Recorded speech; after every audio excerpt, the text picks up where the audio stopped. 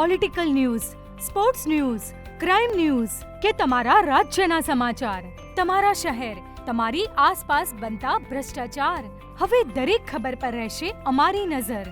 અમે બનીશું તમારો અવાજ. દરેક સત્ય, દરેક સમાચાર જે જનતા સાથે જોડેલી હોય.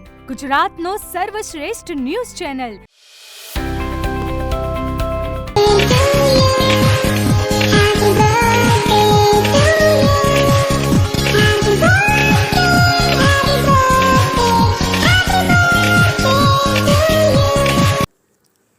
ચાણસ્માના પત્રકાર પ્રવીણ સથવારાની પુત્રીના જન્મદિવસની ઉજવણી કરાઈ. ચાણસ્મા ખાતે પત્રકારત્વ ક્ષેત્રે સંકળાયેલા પ્રવીણભાઈ ડી સથવારની કેયા વિશાલભાઈ સથવારા રવિવારે 4 વર્ષ પૂરા કરી 5મા વર્ષમાં પગદંડી મૂકતા પરિવારમાં ખુશી છવાઈ છે.